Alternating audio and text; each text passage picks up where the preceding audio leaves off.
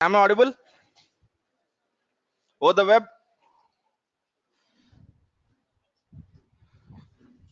Yeah, good.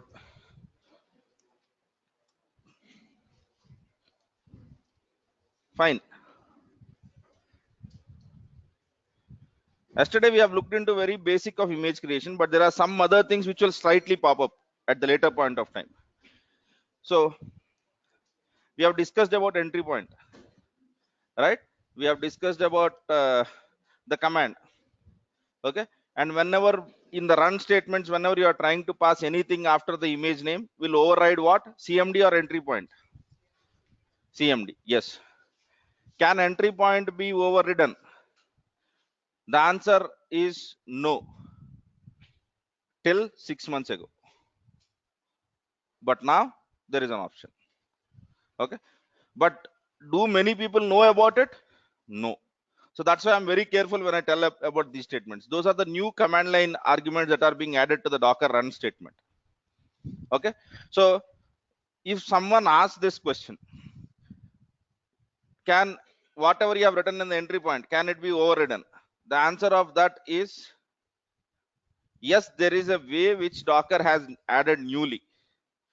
In Docker run, there is an argument which is called as hyphen hyphen entry point, and then you write whatever you want. Please be specific about your answer, right? So basically, when you, if you remember me on the day one of my class when I started command line, I said that get into the Docker documentation of it. Docker run.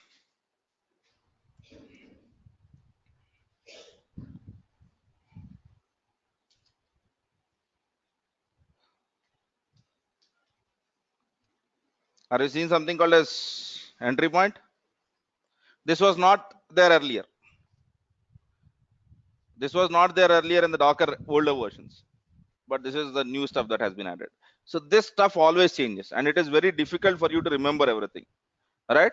So please go through these options. For example, if someone says that I want you to run a Docker container, I want you to run a Docker container, and I want to give Docker container a memory of 2 GB of RAM, because we don't know how much is the memory that is being allocated, right? So for that, there is an option which is called as hyphen hyphen memory.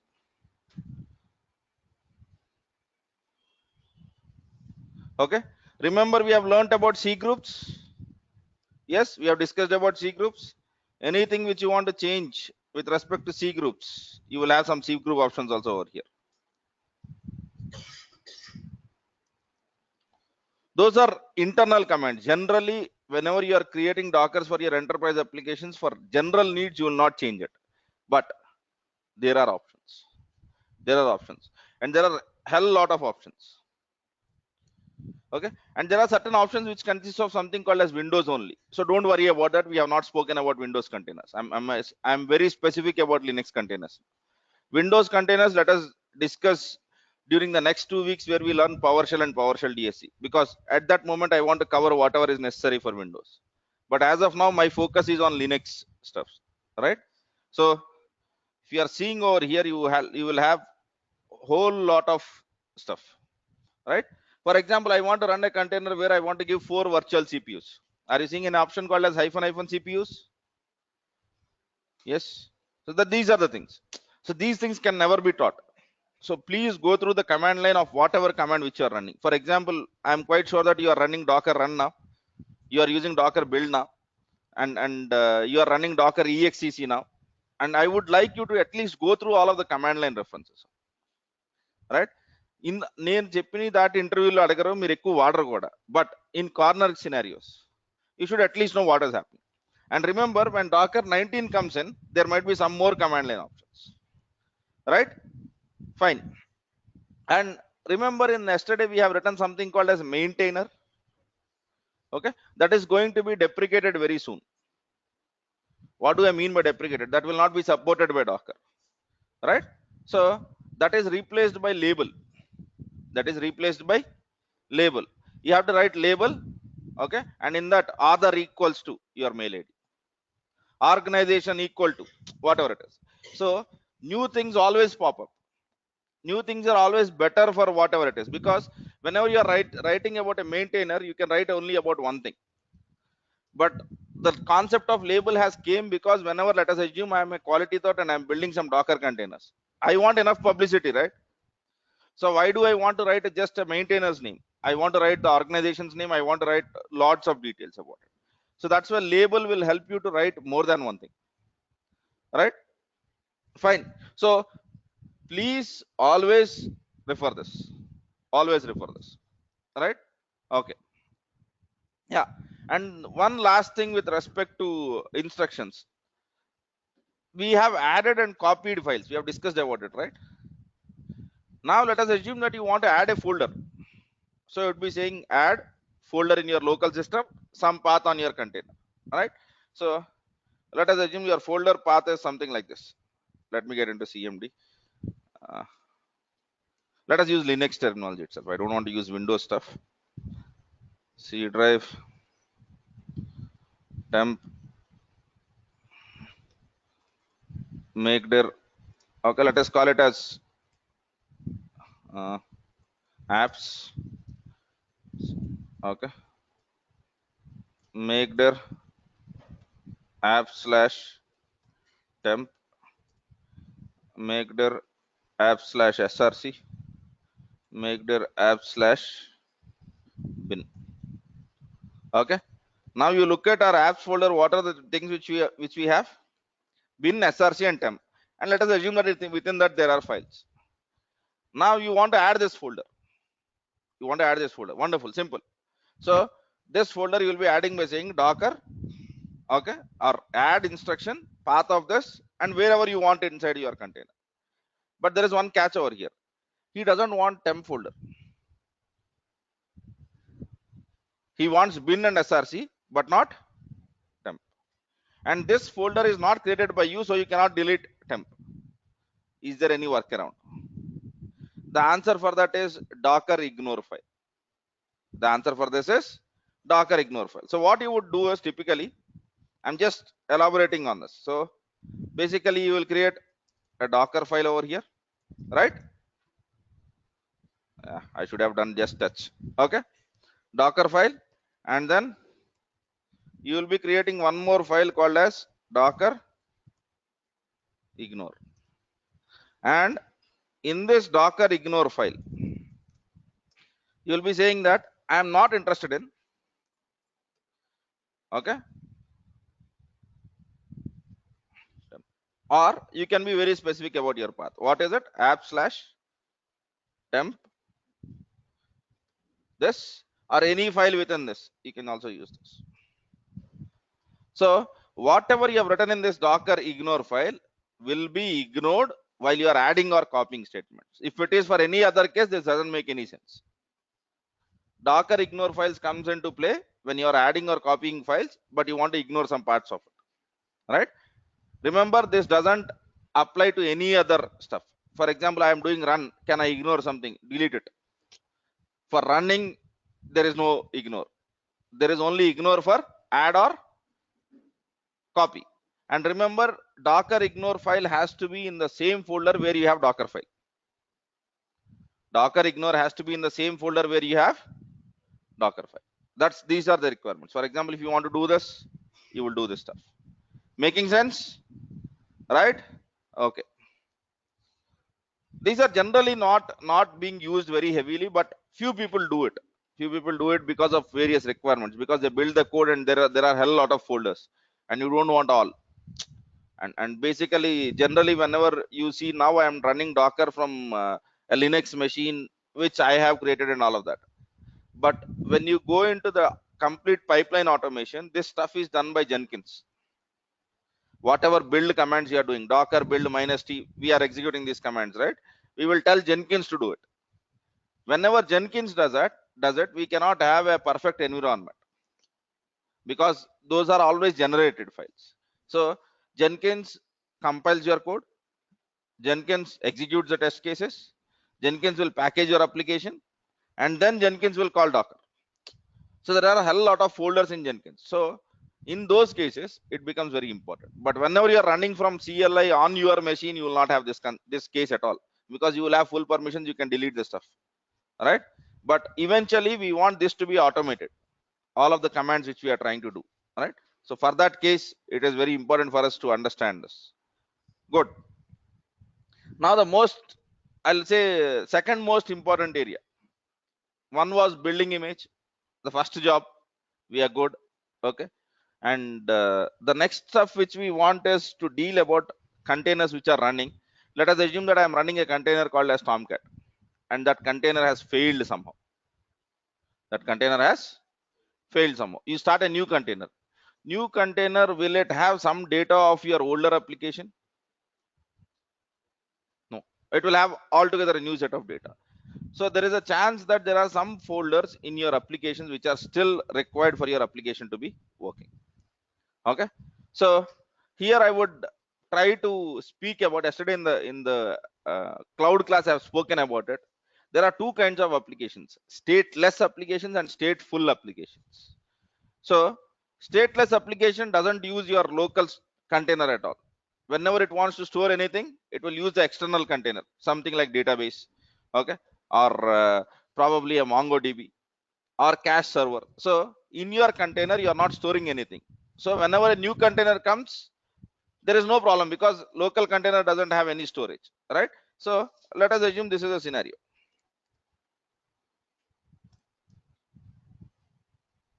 The square box is a container. We have two containers with which our application works. All right. Let us assume that this is Tomcat container and this is MySQL container. All right. Will we have databases in containers? Answer is yes or no, both. You can have it. Whether you would like to have it or not is your architect's decision. Right? Is it possible? The answer is yes. Now, let us assume that in this we have deployed a var file yesterday, right? So let us assume our var file is something like ecom.var, something like this. This is the application which your company is building. Now, whenever someone makes a request to it, okay, there are two things that could happen. Some of the data it can store inside the container's local storage. All right, and major data it might store into the MySQL. So whatever data that is going into MySQL, you don't have any problem, because tomorrow when we bring up exactly the similar container, we will not have an issue, because even that container can speak with MySQL. So this is an advantage of having stateless, because whether it is the old container or whether it is a new container, both do not store anything locally. Everything is stored on an external container. Whenever you want data, you will go there. Simple. The problem solved. But if the case is this, the container stores something in its local storage. In var logs file, it is showing something which is required for your application to work. Now, that is present, that is not something which is present while creating, that is present while application is executing. And application install chesinapudu first a folder undadu. While the application is being used by your customers, this folder is generated. Now that folder is present over here, but not here. So whenever that old container which you are using is killed and a new container comes up, your application suddenly starts behaving differently, because the new container doesn't know where that folder structure is, that has been killed. We have lost all of the data. How to solve this? This is a problem with stateful applications. This is a problem with stateful applications. So now what is the definition of stateful? Stateful is an application that uses local storage of whatever environment it is working for storing some state data, or some, when I say state data, let us simplify it, for some compute logic. So the logic could be as simple as user count on your website. నా website కి ఎంతమంది visit అయ్యారు అన్నది ఆ system లో text file లో పెట్టుకుంటుంది. How many people have visited my website? It is storing in a text file. When new container comes up, there is no text file and suddenly the count becomes 0. Is 0 the correct number? No. That is the problem with stateful applications. If that 0 was stored in, if that count was stored in database, we didn't have any issue. It was a stateless application. But the problem is, let us assume your company has been, don't want to change this code, but you have this kind of a problem. So how to deal with these kind of problems? Right? Yeah, making sense? Okay. Now For these kind of things, we need to work with hard disks, or we need to work with storage. We need to work with storage concept of Docker.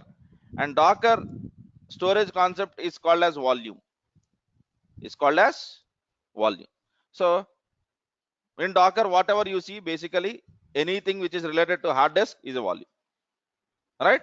So let us log in into our containers and let us see what are the different things which we can do with respect to these volumes. All right. So volume is a storage area which can help you out. Now, to solve these kind of conditions, how can we use volumes? It might take some time, 10 to 15 minutes for me to explain how to do that. All right. So let me quickly log in into AWS or my Docker machine. Right.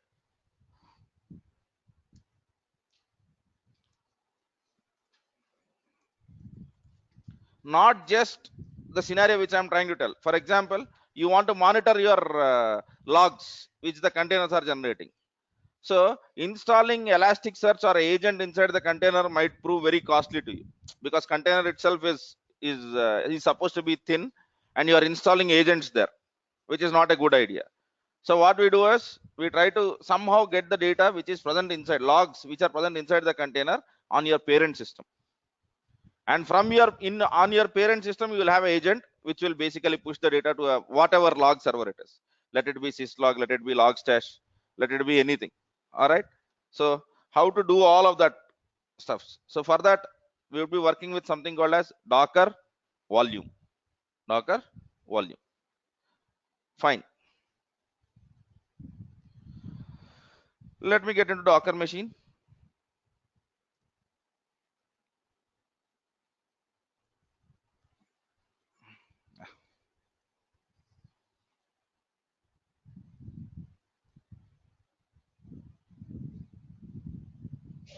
Okay.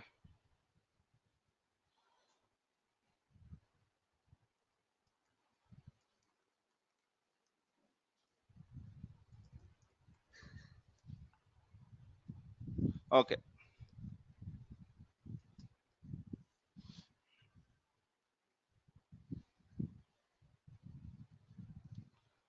Docker supports altogether a different command for volume management. So what is that as Docker volume ls? We have never known that we were working on volumes, but there are already volumes. There are already volumes. These are the volumes that are being created by the containers which we have run. Okay. So let me just do Docker volume. So we can create the volume, you can inspect the volume, you can remove, prune is all unused volumes. All right. RM is remove the volume. Fine. Now Docker volume ls. Now are you seeing any volume here? Yes. Copy this and just say Docker volume inspect and copy the ID of your volume. So are you using any path? Var lib. Okay. Some of you had questions, right? Where does Docker store all of this and all of that, right? So copy this. Let me say ls. Okay.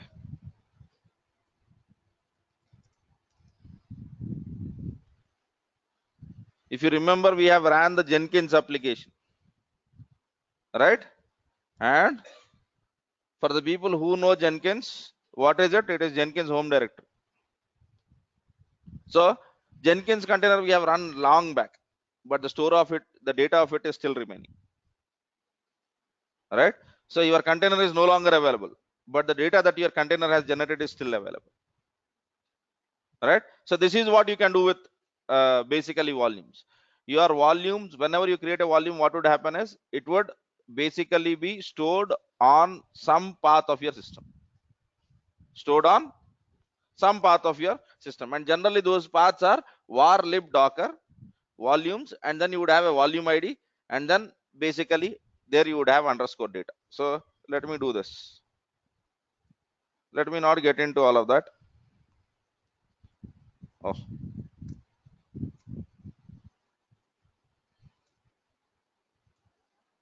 okay.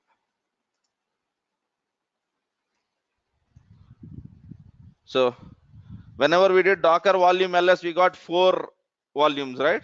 So these are those 4 volumes, right? So what is this volume? Volume is nothing but some mount on your container. What is a mount? For the people who know Linux, I'm quite sure you understand what a mount is. But for the people who don't know Linux, what is a mount? Mount is some drive area, right? Some area on your what do you say, on your system. For example, I'm quite sure how many of you have seen something like P drive, Z drive in your companies, P, Z, okay, T, okay, those are all mounts. But those are network mounts. That's a different story. But they are mounts, all right? So basically, whenever you try to use something, if you try to copy from your local system, it will be available in the container. And whenever you do something in the container, it will be available onto your local machine. All right. Now, by looking at this approach, let us just look at this image again. For whatever data which it is generating locally, what I will do is, let us assume that these two are running in the same machine. Okay. Whatever star data which is generating, what I will do is I will store as a volume. Yes.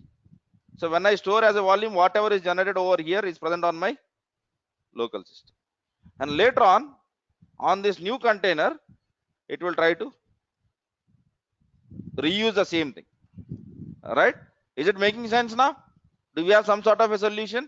The volume that is generated on the container can be stored somewhere on your local system. Later on, you will use the same thing to basically on your new container. So even if the new container comes, it generates some more data, we are not losing anything because everything eventually is present on your machine where your Docker is installed. Now, your question might be, now going forward, tomorrow we might not be dealing with one system, we might be dealing with multiple systems. Then how do you solve it? Then we will go for network mounts. Rather than mounting onto your local system, we will mount onto some network drive, NAS or SAN kind of storages, right? In Amazon world, we can use EFS for this, right? So that's the whole point. So if this is possible, we can take it to network, and this is made possible by a concept called as volumes. Okay. So now what I would do is, okay, let us see what are the different images which I have over here. First, let me see containers. Okay, I want to get rid of these containers. So Docker rm -f dollar -a -k. Good. Now let me look at Docker images. Right? I have these many images. Now let me try to run a Tomcat image, or let me try to run what was the stuff which we have built yesterday. We have built something GOL. Yeah. So now I would run something like this: Docker run what do you call GOL. Okay. Since it uses ports, we were saying -p. Okay, I'll use some other ports. 8700 colon 88. Whatever it is, any port for that matter. 970. Okay. Now I want to run this in a detached mode. Fine. Simple. Now, what is the Tomcat's home directory over here? Do you remember that? User local Tomcat. Now I want a backup of that. I want the backup of that on my system. So what I would do is I would add one more stuff where I would say -v, and then I would say user local Tomcat. Okay. And now let me give a name to this container. I will give a name called as volume underscore 1. That is the name of my container which I want to give. Let us see what happens. So what is that I have given? I have used -v command, and then I have given some folder path which I want as a volume. Oh, we don't have latest image, right? It is GOL:1.0 or 1.1. Yeah, whatever it is, 1.0 or 1.1 is what we have built yesterday, right? So now let me do docker volume ls, and extra volume added. We had 4. Now we have, how many we have? We have 6, right? Okay. Now let me go into docker. I want to get inside my container. How can I do that? Docker exec -it. Okay. And then what is the name of the container? Volume underscore 1, and then /bin. Okay. So let me now use df -h. Okay. So are you using any mapping over here? These are all the mounts. So we have a root mount, we have a dev mount, we have all of this, right? And then basically, okay, there is something called as dev/xvda1 and all of that. But we are not seeing whatever we want.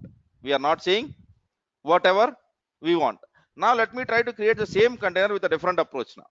So control PQ so that I don't want to kill this container, and then I'll run the same stuff. Okay. But this time let me not use user local tomcat.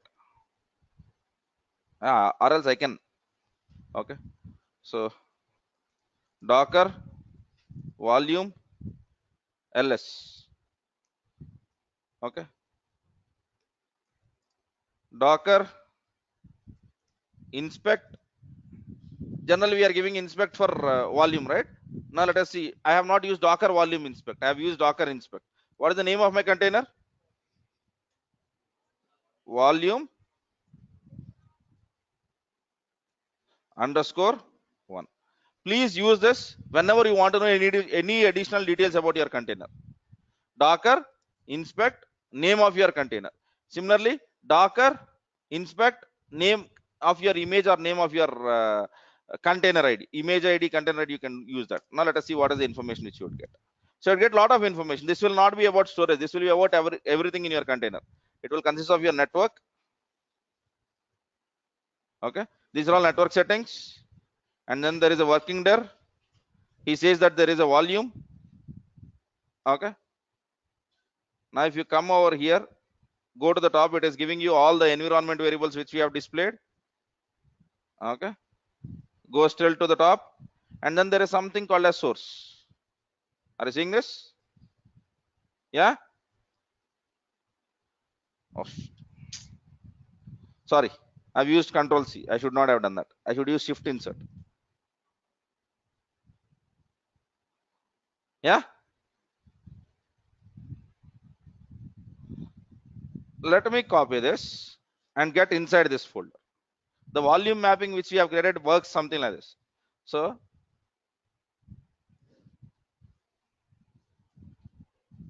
sorry, I have to use.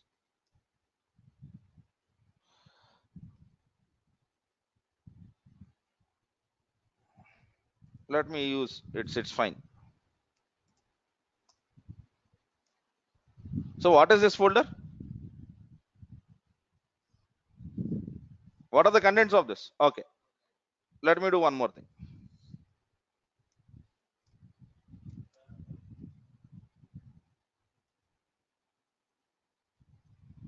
Yesterday, what was the name of the var which we have copied? Are you seeing anything with that name? So is this not our home directory or the directory where we have done our work? So don't we want to preserve this? Yes. Okay. But there was only one problem with this approach. Whatever data which we have generated has gone into some folder which was present for the path of it I had to run docker inspect name of the container, copy the path of it and get inside it. ఇది కొంచెం ఇబ్బందిగా ఉంది కదా. So this looks quite tricky. So what I would do is, let us look into this. Okay, make dir tomcat. I've created a directory called as tomcat, right? And basically within this tomcat I'll copy the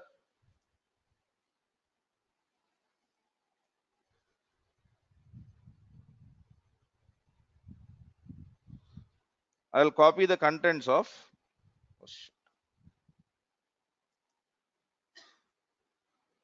underscore data to where, to home Ubuntu and tomcat. But the problem is I'm copying directories, so it is better or it is required that I use recursive. If it was a file, you don't need all of this. So what is that I'm trying to do? Whatever data is in the volume, I'm trying to copy into some local storage of mine. Okay. Now let me get into cd tomcat. Am I seeing some content?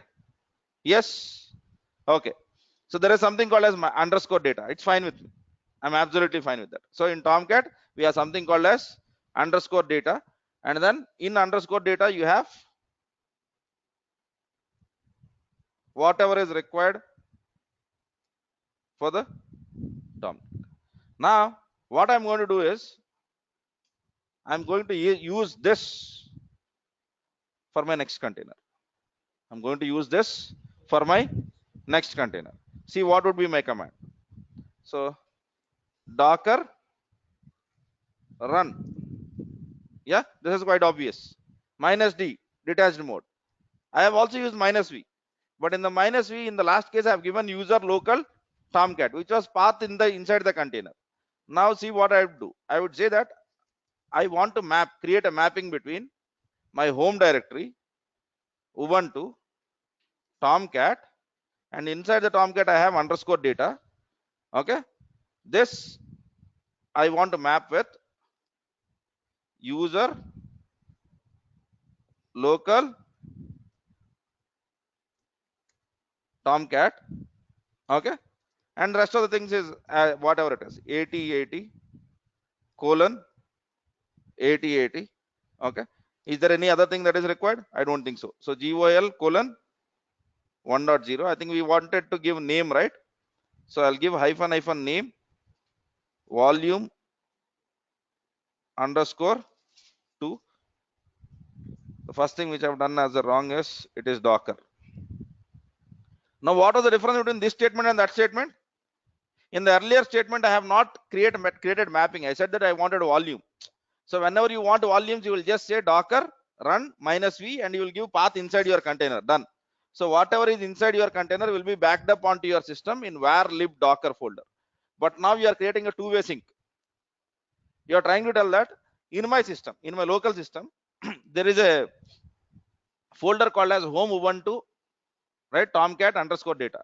So whatever is inside that, okay, create a mount of that in your user local tomcat. In your user local tomcat. So let us see what would happen.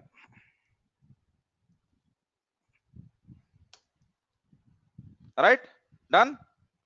Now docker exec volume underscore 2. I want to get inside this. So -it slash bin slash bash.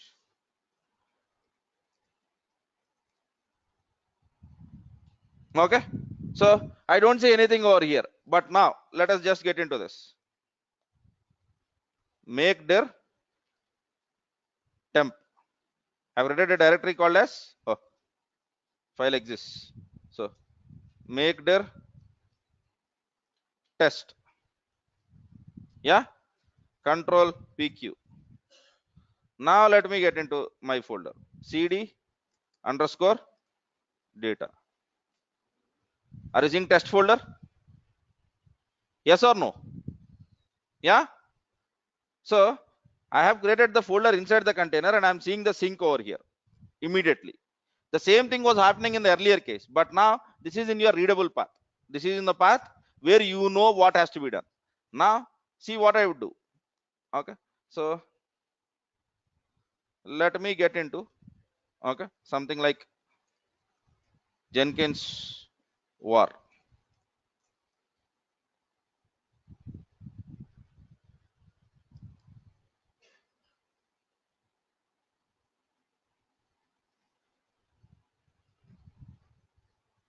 Okay, good. I'm not worried about how do I download it. I'm worried about the path of it. So let me copy this. Yeah. See what I would do. cd web apps, and here I do wget. Okay. Okay. First I need to get into web apps. I'm not being patient these days. So fine. Now I'll do wget. Where is that I'm copying this file in? In my local hard disk. Right? But whenever you copy a file in your web apps folder, when Tomcat is running, what would happen? It will deploy an application, right? So inside my folder in my system, I have copied some var file, right? Now let me go inside the Docker, copy this path, okay, colon 8080. We know that this will take us to the Tomcat page. Yeah, and inside this we know that when we go to the game of life, okay, it will take some time and it will launch the page, whatever it is. All right, now let me try to do this stuff.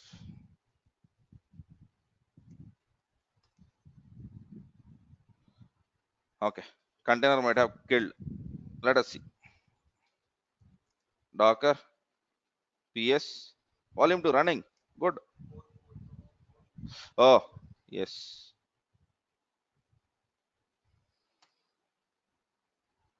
So it has failed for whatever reason it is. But am I able to copy something? Yeah. Game of life. So what is the advantage now? I have copy of whatever is being done in the container on my local system, right? And it is a two-way sync. Whether something happens on the container, I'm able to get the data.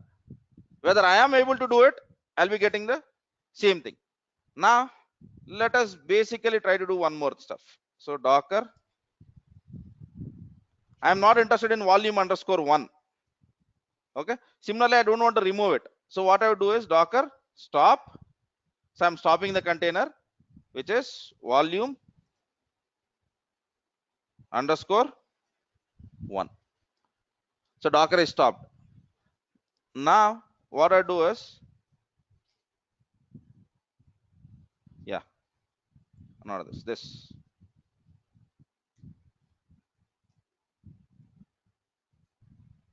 80 volume underscore 3.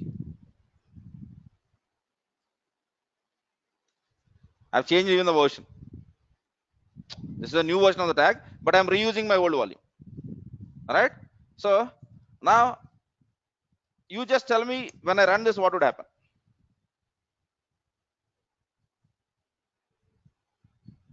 Two containers, user local Tomcat. Is it not from same place? Yes or no?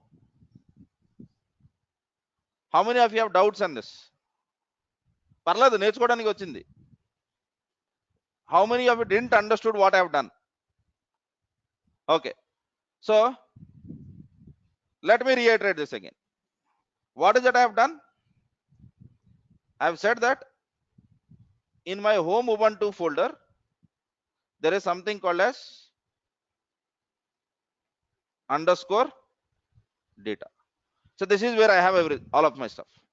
Now then what I have done is I have created the container, and while creating the container I have used something which looks like this: -v, okay, home, Ubuntu, or I will start from minus data. I'm lazy, guys. So you can underscore data. You just assume that it is from that path. Underscore data map to user local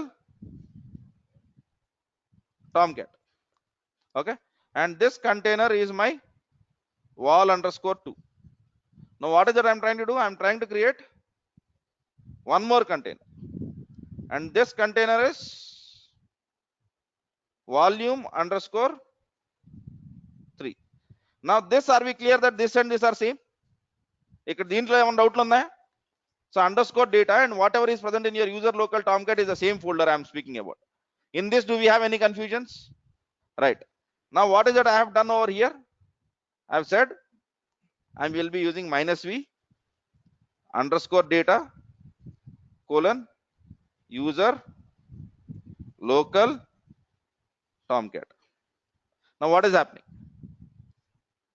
For volume 2, what is the source of user local Tomcat?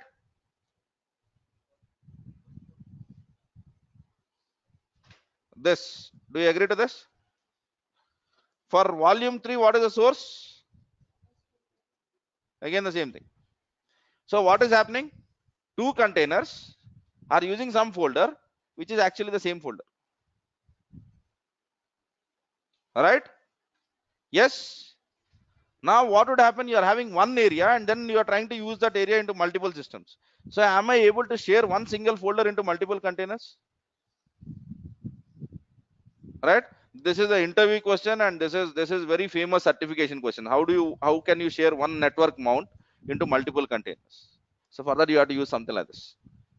So you'll use -v. First you create folder in your system, and then you will create a mount. All right.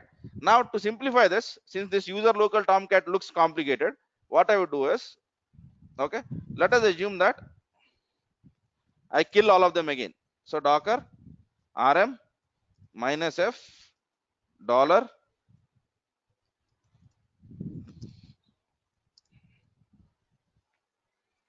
okay. So let me go ahead and create one simple folder called as make dir code. Simple. Yes. And then inside the code I am creating directories like touch code / okay main.c. Simple. I have a directory, and within that directory I have one file, and that file doesn't have anything. Yeah. Now let me create this docker run, okay, -v home, right, Ubuntu code being mapped to, right, what is the directory which will map? What is the temp directory? Where temp directory of Linux enti?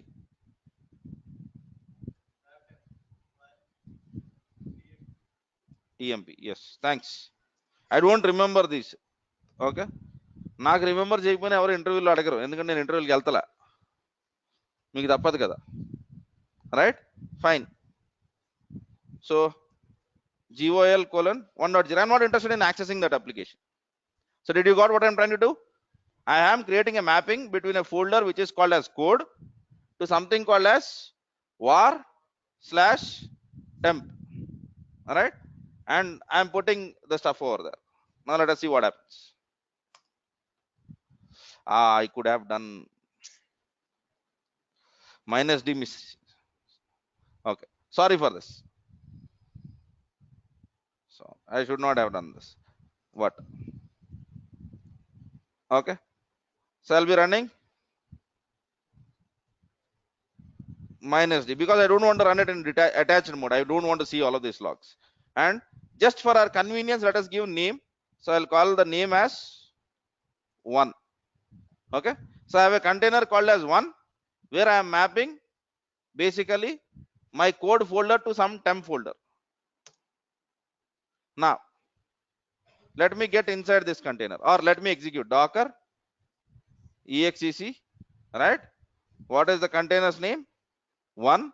And what is the command? ls /var slash temp. What is that you are seeing? Main.c. Now touch, okay, src or touch code slash, okay. I'll be creating one more file which I would call it as main1.c. So my code folder has how many files now? And where I'm making that change? Inside the container or in my system? Okay. Now let me execute the same command whatever I have executed inside the container. This is execution inside the container, right? So is this two-way sync? Yeah. Now let me do this. Touch /var /temp /main2.c. Where am I executing this? Inside the container or in my machine? Inside the container, because I am using docker exec. Make sense? All right. Now let me execute ls code slash. Are you seeing three files? So is it two-way sync? Whether I do it in my system, it is getting updated in the container. When I am running it inside the container, then I am able to see it basically inside on my physical machine. Now what I want to do is, I want to mount the same folder onto other container. So now what is the sync between a container called as one and my Linux machine? Now I'll be creating a container called as two, where I'll be mounting the same drive again. So let me do this. Docker run -d, because we'll not forget it, -v home /ubuntu/code, again to var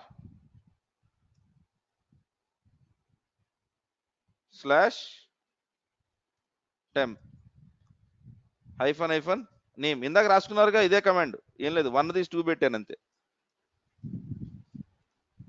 right, gol:1.0. fine. Now docker exec, I'm executing the command inside the container, and on the container which is called as to ls /var /tmp. Am I getting the same content? Yes. Now I'll get inside the container docker exec 1 touch /var /temp /main3.c. So what is it I've done? I've created a file inside the container which is 1. Now let me execute the ls on the container 2. Am I seeing the same file over here? So how is this sync happening? Basically, whenever we store anything in the container, it is not storing inside the container, it is storing on your physical machine's file system, which is being mounted onto two containers. So whenever you want a same folder to be synced across multiple containers, you follow this approach. How is this approach useful? You can ask me this question. Why is this approach required at all? So Apache website, we all know that, right? Apache. And in Apache, if you want to change the home page, what is the folder which you will get into? var www html, and in that you will have something called as index.html. Now let us, I assume that I have 10 containers which run Apache, and now to change the home page, I have to change 10 different, I have to get into 10 different containers, and then I have to do the stuff. But if I have done this mapping, how many times do I need to change it? One place. Change it in your local system, all the 10 containers will be updated with that. So if you are looking out for some solutions which are like this approach comes in very handy. Okay, so this is especially used for Jenkins. Okay, so let us assume that you want to have a load balance or a highly available Jenkins. High available Jenkins. Jenkins stores everything in home directory. Just like Tomcat is storing everything in user local Tomcat, Jenkins stores something in one particular folder. Create a mapping of that onto your system, right? And then give it to all the other containers which are going to start. So that even though the container which is running Jenkins is failed, nothing is going to happen because your data is still available. Your data is still available. And you can, I have used only one volume mapping, -v and ఒకసారి రాశాను, మీరు 2-3 సార్లు కూడా రాసుకోవచ్చు. You can say that -v home ubuntu code :var temp మళ్ళీ -v home ubuntu src to some other folder on your container. So there is no limit of how many v's you can use, much like your port mapping. You can use one port forwarding or you can use multiple port forwardings. You can basically do this. Make sense, right? So now in container, for the people who had doubts yesterday saying that what will happen to my data, so is your data being lost now? Yeah, but remember, don't try to back up complete root folder. That is nonsense. Cheyochu, it is technically possible, but why do you want to do that? Take only important folders of your applications. Your applications might have binary folder, log folder. Try to create a volume mapping for all of that. Is this good? Yes, but there is one more thing which we can do with our stuff is, this depends on the person who is using it, right? It is intelligence of the person who uses this command to do this. So while writing the container itself, can I do something? While building my image itself, can I do something so that my image has a volume? Can I do that? The answer for that is yes. The answer for that is yes. So how can I do that is, let me get inside the images, and I'm not sure what was the folder where we have written game of life. Yeah, game of life, vi docker file. Okay, I'll go over here and then I'll simply say volume, okay, slash user slash local slash tomcat. Now what would happen when you write this statement is, whenever a container is created, a volume is automatically created. It is not for two-way sync. It is for the, whenever we, without knowing volumes, whenever we logged in into this machine, whenever we did docker volume ls, we have seen some list of volumes, right? So these are the volumes which are explicitly you are writing inside the image saying that I want this volume to be created. I want this volume to be created. Right? Make sense? Right? If you want your image to automatically have a volume, you will do that. If you want your image to share some folder content of your system, you will use -v and then you will be using mapping. All right, so now let me do this. Docker build, we know this, -t. Okay, so gol, let me use this as a latest now, because I'm not going to create this image anymore. All right, and my stuff is over here. Good. Now let me do docker inspect gol. This is what it is. This is your image inspection data. Are you seeing anything called as volume user local tomcat? So your image itself has a definition for this volume. If you don't write that volume statement, you will not have this definition. Making sense? So volume is an essential entity for you to take backup. In Docker, how do you take backup? Using volumes. Using volumes. Any hard disk related utility, you will be using this. Make sense? Is it clear now? We have one more important concept to discuss about hard disk. But are we clear with this point? Right? Okay. Now let me look at the questions over the web.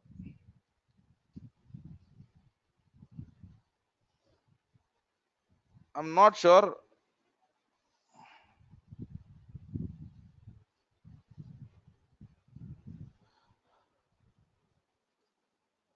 So what is the more efficiency which you are looking out at?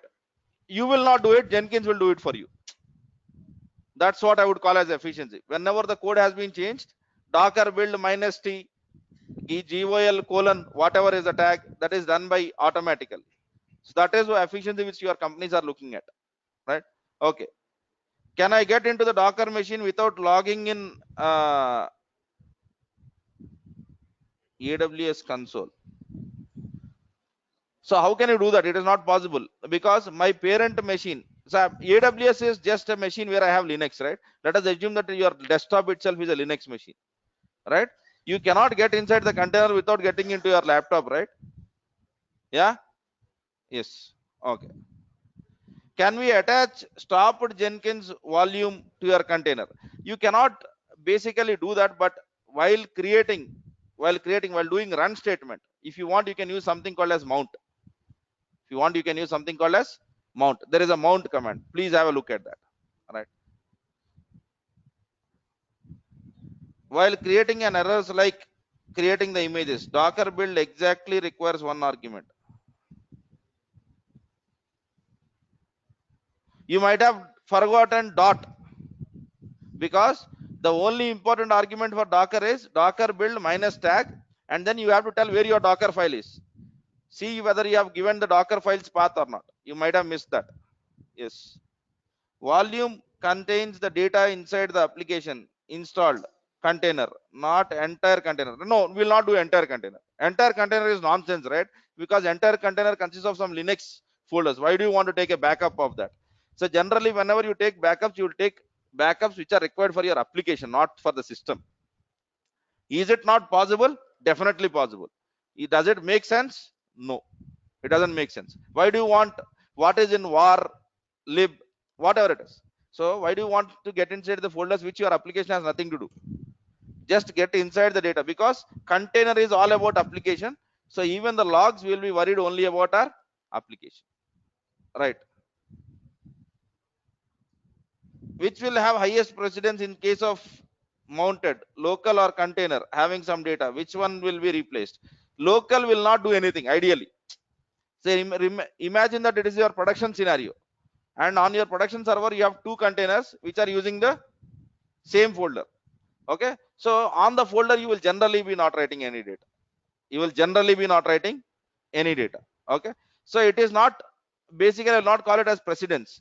So let us assume that you have a folder in your application, folder in your system, and there are three applications which write data to it. So you might have locking issues. That's it. It is just like sharing a folder with three different applications. For example, I am quite sure that you might have seen Excel. You put Excel in the shared drive, and if someone opens it, a lock file will be created, and when someone else tries to open it, it will say that it is in someone is using it. I would be able to open it only in read only mode. Something like that would happen. Okay, so there is nothing called as much about concurrency over here. It is the same thing like what concurrency is applied to your hard disk. Jenkins was not downloaded due to permission event. Yeah, whatever it is. So my intention was not to download Jenkins, but my intention was to prove that you can also copy some data inside that. It's fine. While creating build, I am getting error like. So it is not nothing to do with your Windows 8. Okay. By the way, Docker build command will not fail with Windows 8, but I would recommend don't use Windows 8. Either come back to Windows 7 or go to Windows 10. 8 is a very dangerous place to stay. Most of your DevOps tools don't work there. So if you are on Windows, either come down or go up. All right.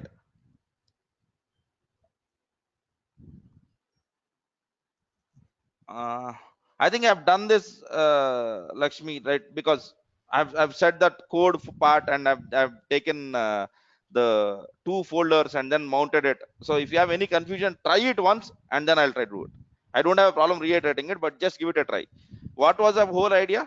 One folder on my machine, and I want to put it in some folders on my containers. So whenever containers change, my local folder is updated. Right? So yesterday there was one question about how do I send logs to the satellite server or syslog server. This is how you do it. All right, fine. Can we add mount points while the container is running?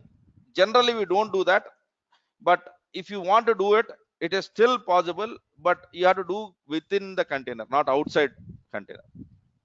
You have to use that DF capabilities. How you mount the Linux, how you mount the Linux volumes, it is possible, right? Is it okay or a good practice to use EFS to sync Linux box to Docker containers for high availability? It is absolutely okay. All right, there is no problem with using EFS. So for the people who are looking out for what is EFS, EFS is Amazon's Elastic File System, which is like a network share between multiple Linux systems, right? Okay, how exactly Docker is used in CI in Jenkins? Okay, so I said that, right? After building the code, packaging the code, you will be building the Docker image also. You will be building the Docker image and pushing it to some registry, so that every build which you do have one Docker image. So for example, you are doing 2 builds per day. So let us assume today's date is, what is today's date? 22. So you will have image versions like 22.1 and 22.2. So whoever wants to take your application which was built in the morning, they will run something like Docker run whatever your image name was colon 22.1, and they will be getting that application inside the stuff. Right? Make sense? Right. Fine. Let me see if I can handle this or not. In Yes, please go ahead. Hmm.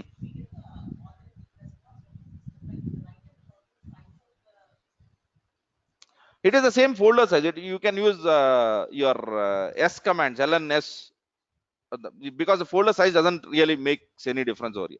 So if I would put it this way, these days any new technologies are really not worried about storage spaces. You take any technology, right? Earlier we used to do that because storage was very much costly. Now we really don't worry about it. For example, even virtual machines, when we started virtual machines, we used to allocate virtual machines some amount of hard disk, saying that I want to create this virtual machine which takes 10 GB of hard disk. We don't do it now. We say that whatever is available on my system, you can apply it to that. Same thing over here. So there is no hard cut limits, but you can still get the size because it is nothing but one folder on your system. All right. Yeah. Okay. Yeah. అర్థం అవ్వలేదు నాకు. You have to explicitly delete them. If you delete the container, will the volume be deleted? The answer is no. You have to go into Docker volume and then delete the volumes, because that's the whole point of having a volume, right? We don't want something to be deleted. Whatever is in the volume will not be deleted, but rest of all of your data will be lost, right?